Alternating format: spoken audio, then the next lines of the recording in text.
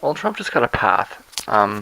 There's some polls here coming out of New Mexico that have Johnson doing particularly well. So the idea here is that if Clinton comes down just a little bit more, you know, like if that ends up being Clinton 30, Trump 31, and Johnson 29, it's a stretch, okay, but it's a path.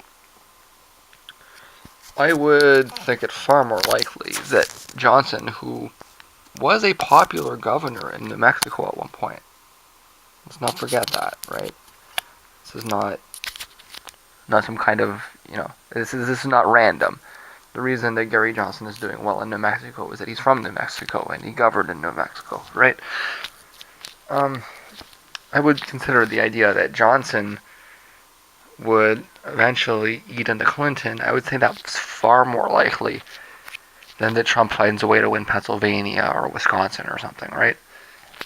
Um, if you were to, look at the kind of the traditional map that we've been looking at for the whole election, there's nothing Trump can do, because what ended up happening was that the Democrats took Virginia, and that basically fucks the Republicans forever until they can find something else, right? Even if they win everything else, they win Nevada, they win Florida, they win Ohio, they win all those states, there's just not enough states there for them to win. This is why this is kind of creepy. Because if Trump does get to his maximum point is Nevada and Iowa and Florida and Ohio and North Carolina. All those states that he could win. I mean, nobody thinks it's outside of the realm of possibility from one of those states. Even if I think it's outside, and I think probably, if you talk to, experts, probably a lot of people think it's outside the realm of possibility for him to win Pennsylvania and Michigan and Wisconsin. If he can split New Mexico, then he wins, right? And was this not obvious? How did we all miss this? I mean, Johnson was popular in New Mexico. And New Mexico is not... New Mexico is not the kind of place that's going to naturally embrace somebody like Hillary Clinton, right? It's a very poor state. And Clinton's not exactly... it's not her demographic to win, right? Even... See, this is... If the Republicans had run anybody besides Trump, they may have been competitive in New Mexico, because they're not gonna. Well, look, she can't. She's polling at 35% in New Mexico, guys. Like that's pretty pathetic. The only thing that's more pathetic is that Trump is polling at 30%. Now, thankfully, recent polling does have her ahead, not just in Nevada, which could be a flip over, right? If this does work out for Trump and Johnson splits the vote, if she wins Nevada, then it comes out in the wash. If she wins Florida, then that's even better. So she seems to be overperforming in states that she wouldn't normally have to win, and she only has to win one of those extra states, right? Just one of them. But this is the first serious path that I've seen for Donald Trump for pretty much the whole election. I guess there was a point in June where, it wasn't really clear that Clinton was way ahead in Virginia, but she's been in... Like, I haven't seen a poll in Virginia that's even close, right? She's winning Virginia by like 10 points consistently. It's not even up for grabs. Like, it's not even ambiguous. It's not even a swing state. And since that's been the case, Trump has had no... There's been nothing that Trump could do. This is the one thing that I think a lot of people overlooked, and that I think everybody should kind of take a little bit seriously.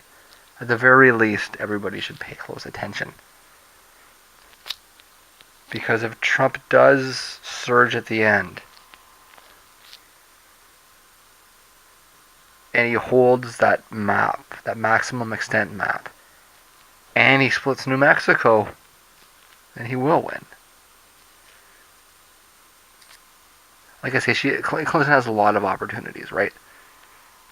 She only has to win one other state. It could be Nevada, it could be Florida, it could be North Carolina, or it could still be Ohio. I thought Missouri would be closer than it is. I also thought Iowa would be closer than it is. But nonetheless, this is the only path that I've seen for Trump since June, right? And I think it's worth pointing out because of that. 2:30 in the afternoon. I was up a little bit before 1. I had a hard crash again this morning. It was around 4. In fact, I was awake much longer than I should have been, really. I was trying to stay awake because of the strawberries at round 2 to clear up. Never got around to it. In fact, I need to do that pretty much right away. So obviously, I believe that the hours are 7 to 3, so obviously I'm not making it there today. But I mean, I did make a choice earlier that my feet would probably benefit from a day. Again, I don't think the cancer in my ear, if it's cancer, is gonna really. I don't think the extra day is gonna save me or kill me. And of course I am dreading this. Of course, I'll go in the morning. Which means I'm gonna try to stay awake again. See, here's the upside: is I got some sleep. The downside is that it actually shifted backwards. Well, it was a bit of a long walk yesterday, and more to the point, it's like a good chunk of it was spent with blood on my back, which is what makes my feet tired, right? So I am gonna need to do something about my feet, getting some new shoes or something. I'm thinking about I might get some boots, like not like like little boots, and that might actually be the best thing. Because I don't have any winter foot gear, right? I don't know if I'm really gonna need it up here, but that might be the smartest thing for me to do in the short term is to, well, those little winter boots. Well, maybe you don't if you're not from Canada or somewhere in the northern part, but I'm not talking about like we call them moon boots, the little like astronaut boots. I'm not talking about anything like that. Just little hiking boot type things. You can find them cute. And they probably have the support that I need for walking. And if I can, try it out with those, then I can maybe learn what it is that I need to do with my running shoes or walking shoes to give them the extra support. Hiking shoes are made for hiking, right? These boots are made for walking. The upside of that is that I now have all day to do the ultra reality. All day! Woohoo! I started trying to do a little bit of it last night, but it just didn't happen. I got it all set up, right? I uploaded a few videos from yesterday walking, and then I got everything all set up, and then I passed out. Right? I was ready to go. In fact, I actually even wrote a few lines. This is the sole purpose of today, is to do the ultra reality, and then we'll get back into the turnover shit tomorrow. I have to hope. In fact, I'm in the transition from August, right? That's the reality of it. September was just. September is gone. September disappeared. It's gone away. It's just it was never there, and there is no September. when people look through the annals of history, they will look back and be like, September? It'll just be like August, October, and like a blank piece of paper for September. And everybody will blame it on the church. Which would be a good assumption, but in this case, it's not. Anyways, yeah, alter reality. You claimed that it's not fair that you worked so hard and that other person didn't. And you know what? Don't work so hard then. I know. I'm an asshole, right? I'm sorry. Chill. Relax. If you're gonna go out there and work hard and then complain that others aren't, I don't have much sympathy for you. I'm sorry. Okay? If you're gonna work hard at something, it should be something that you actually enjoy doing. If you're like, what are you doing? You're either torturing yourself and I'm supposed to feel... Like, I'm not going to engage in this sadomasochistic charade, okay? If you want to be a masochist, do it. I don't want to. I'm not going to take pleasure in the sadism of it. Okay. Life is about having fun. Life is not about working. It's about playing. And the goal ought to be in abolishing the separation between labor and recreation, not in, teaching hard work and discipline. Freedom means abolishing discipline. You want to live in a slave society? Yeah, those Democrats, huh? Them Democrats. One person's hard work is another person's day off. And if the task is so horrible that nobody wants to do it, then nobody should do it. That's right. Who should work in the Barbie factory? Nobody should work in the Barbie factory. Okay? Who should make beef jerky for the 7-Eleven? Nobody should make beef jerky for the 7-Eleven. You really want beef jerky? Well, then you go make it.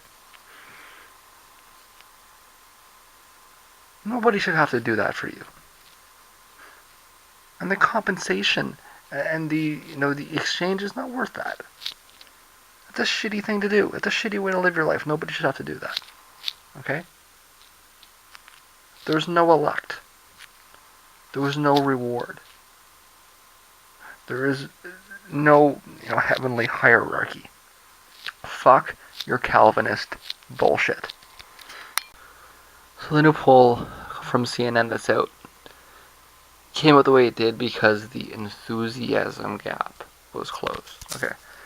So they claimed that in the previous poll, Trump voters were much more likely to vote, and in this poll, Clinton voters and Trump voters are equally likely to vote. Now, if you're doing a likely voter manipulation, and in the end you decide that the voters of the two candidates are equally likely to vote, then that has the effect of undoing the manipulation, right? If you're going to weight them, but then you weight them equally, then the weighting cancels out. So, in the new CNN poll, young people and minorities are allowed to participate again. So they weren't allowed to participate in the last poll, but they're allowed to participate in this poll. It had the effect of undoing the manipulation that made the race look closer than it is. Okay? And in the end, the media gets a narrative that it wanted, right? Clinton's expert debate performance opens up a close race. Through the power of rhetoric and persuasion, she managed to convince young people to back her. Right? But it's absolute bollocks, okay? It's horseshit, it's nonsense. The numbers remain stable. At least the media is going back to reporting them honestly after it, it pulled a close race out of its ass and then, manipulated the situation into thinking that,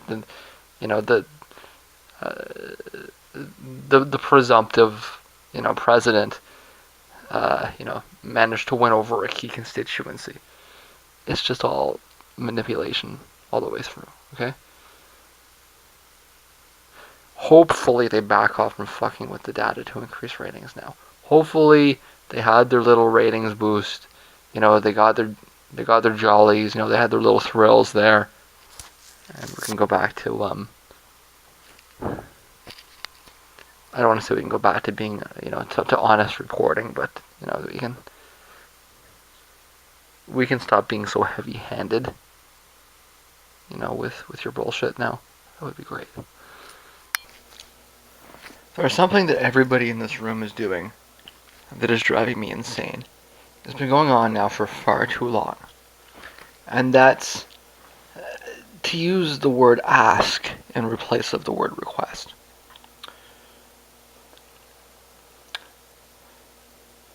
So,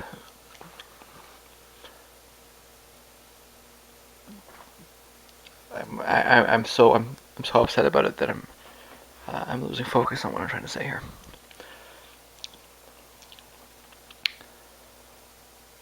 You might say that the United States is operating in Iraq upon the request of the Iraqi government. If you spoke English, that's what you would say.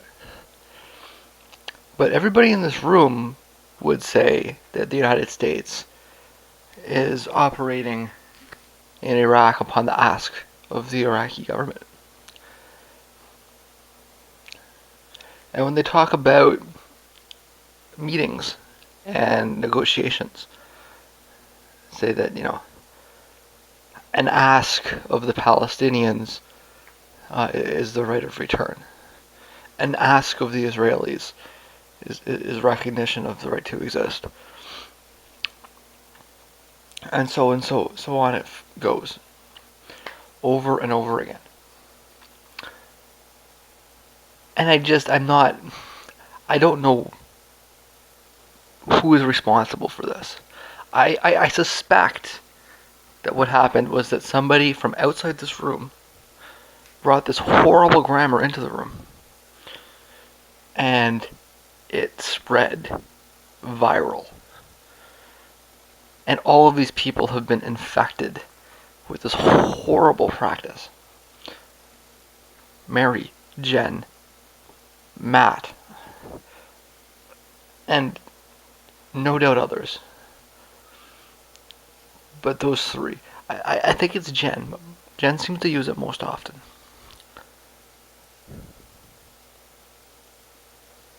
And like I say, I don't...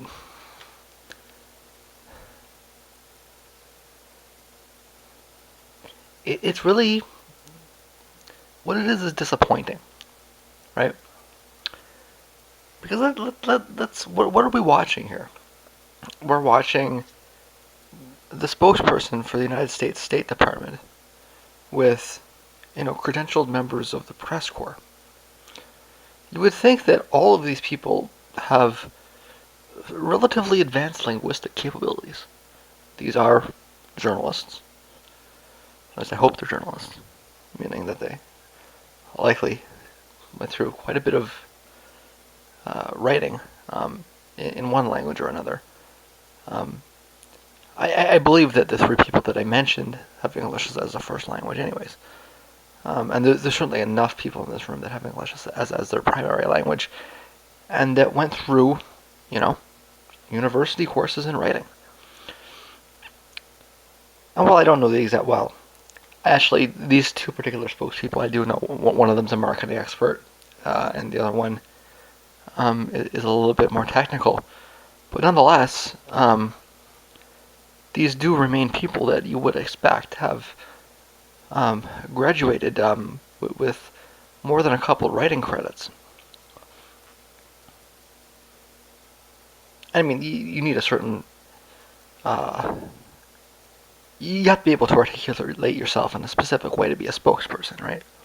You don't get that job if you can't talk. And yet, we have the word ask used in... I don't even know what tense that is. That's like a tense that only exists in Old English or something. Used as in replacement for request.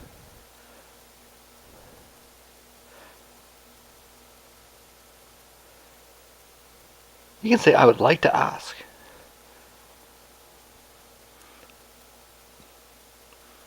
No, I would like to ask a question in the negotiations. I'm not going to criticize you for that.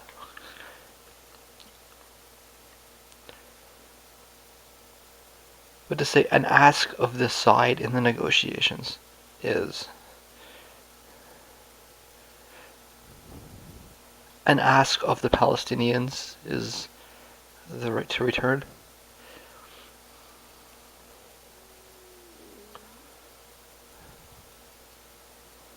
How about this? An ask of mine is that we go back to using the word request. Because that's the word that you want, right? You want to use, in every circumstance I've heard, they should have said request. Right?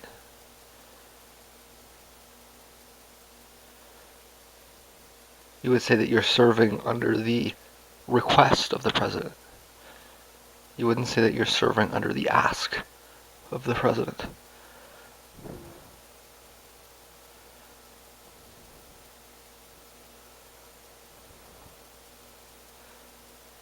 Like I say, this is not once or twice. This is persistent. This has infected the entire room. And while I know that this is 2 years ago, I can only hope that they all got better. That none of them are still inflicted with this terrible, terribly unfortunate use of the word ask. I'm almost done my eggs. Okay, so it's 10 a.m. Yeah, just blew the whole day, huh? And the good news is that while I did spend yesterday evening, basically blew yesterday evening, I did spend the morning on the alter reality, and I'm so close to being done. I'm done up to the 25th of September, which means I have the song from last Thursday, but that will be quick. I could put it aside and go get my scans, but in truth, I'm kind of sleepy, so I'm not going to do that. What I'm going to do instead is I'm going to go to sleep, and then I'm going to wake up, finish the things, and then go in the morning. I was able to kind of get over the hump, right? Which means that while today is going to be like I'll wake up at something like 6 o'clock at night, right? And then I'll be able it'll be like a full day tomorrow, right? So that's what I'm gonna have to do. And that's that. We'll wait to talk about the alter reality. We'll have a nice long talk about it tomorrow. Let's look at my battery situation, and it's plenty to go. Yeah, we'll have a nice long talk about it tomorrow. So tune in tomorrow for a nice long talk about the last 5 or 6 alter reality posts. That's what that'll be.